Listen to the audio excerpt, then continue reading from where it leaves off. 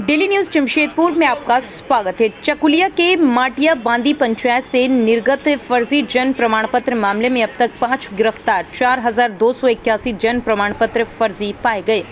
जमशेदपुर के जिला दंडाधिकारी सह उपायुक्त अनन्या मित्तल एवं वरीय पुलिस अधीक्षक किशोर कौशल द्वारा प्रेस वार्ता को संबोधित कर चकुलिया के माटिया बांदी पंचायत से निर्गत फर्जी जन्म प्रमाण पत्र मामले में अब तक जांच के आधार पर की कार्रवाई के बारे में अवगत कराया गया। जिला दंडाधिकारी सह उपायुक्त ने बताया कि शिक्षा के अधिकार अधिनियम के तहत विद्यालयों में बीपीएल बच्चों के नामांकन के लिए जमा किए जन्म प्रमाण पत्र की जांच के क्रम में ये पूरा मामला प्रकाश में आया है, जिसके पश्चात एसडीओ घाटशिला के नेतृत्व में जांच टीम गठित कर चकुलिया प्रखंड के माटिया बांदी पंचायत से निर्गत प्रमाण पत्रों की जाँच कराई गई। वह इस मामले पर उपायुक्त ने और क्या कुछ खुलासा किया है, आइए सुनते हैं।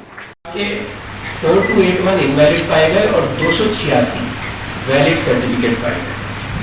हम लोगों ने संबंधित सभी हमारे बर्थ सर्टिफिकेट जो कि इनवैलिड पाए गए हैं उसमें फर्दर जो कार्रवाई करने का निर्देश दिया है उसके बारे में मैं आपको सूचित करना चाहता हूँ कि सभी जो हमारे जो आईडीज़ हैं, जो रजिस्ट्रेशन आईडी बन के आए होंगे, उन सभी को अखबार में प्रेषित करने का निर्देश दिया है ताकि उससे अगर और भी कोई योजनाओं के लाभ लिए गए हैं तो संबंधित डिपार्टमेंट्स उसको तुरंत कार्रवाई करते हुए, चेक करते हुए उस पर एप्रोप्रिएट एक्शन लेंगे।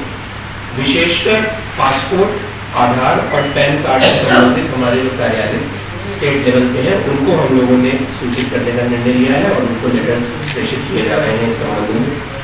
इसके साथ साथ जितने हमारे बर्थ सर्टिफिकेट फेक बने हैं या गलत बने हैं उसको रद्द करने का निर्देश संबंधित रजिस्ट्रार को दिया गया है। जितने हमारे एप्लीकेंट्स हैं जिन्होंने गलत मंशा से या तो ये बर्थ सर्टिफिकेट बनवाए हैं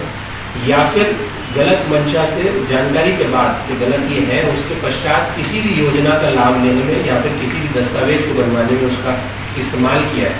उस पर भी फर्दर कानूनी कार्रवाई करने का हम लोगों ने निर्देश दिया है। पासवर्ड उसके पास रहता है,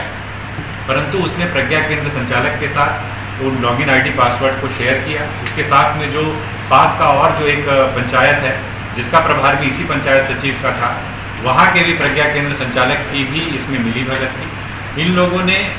जिन लोगों को सर्टिफिकेट्स की आवश्यकता थी उन लोगों को अपने अन्य और एजेंट्स के माध्यम से एक तरीके से संपर्क किया और उनसे अवैध तरीके से उनसे राशि ली और राशि लेकर के इस प्रकार के फेक सर्टिफिकेट्स निर्गत किए। अनुसंधान के दौरान यह बात भी सामने आई है कि जो फेक सर्टिफिकेट्स इशू किए गए उसमें जितने अनुसंधान अभी तक जो आया है उसमें से कोई भी व्यक्ति मटिया बांदी का रहने वाला नहीं।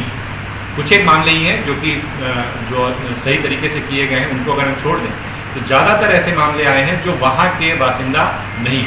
वो शहरी क्षेत्र के रहने वाले हैं, अन्य स्थानों के रहने वाले हैं। और इसमें एक रोचक तथ्य यह भी है कि बिना वेरिफिकेशन के और इनफैक्ट किसी प्रकार का डॉक्यूमेंट, ज़्यादातर मामलों में ये देखा गया है कि ब्लैंक PDF जो है अपलोड की गई हैं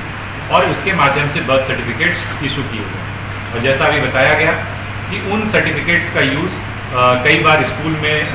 दाखिला लेने के लिए, उम्र कम करने के लिए और कई बार स्कीम्स का लाभ लेने के लिए भी करने का प्रयास किया गया है, जिस संदर्भ में अभी अनुसंधान जारी है और साथ ही साथ प्रशासनिक रूप से उसकी जांच भी चल रही है। तो इसको लेकर अभी कार्रवाई लगातार जारी है और हमारी एक स्पेशल इन्वेस्टिगेशन टीम भी बनाई गई है, क्योंकि इसमें अगर हम देखें तो जो फेक सर्टिफिकेट बनवाने वाले लोगों की भी हम बात करें तो उनकी फहरिस्त भी बहुत लंबी है।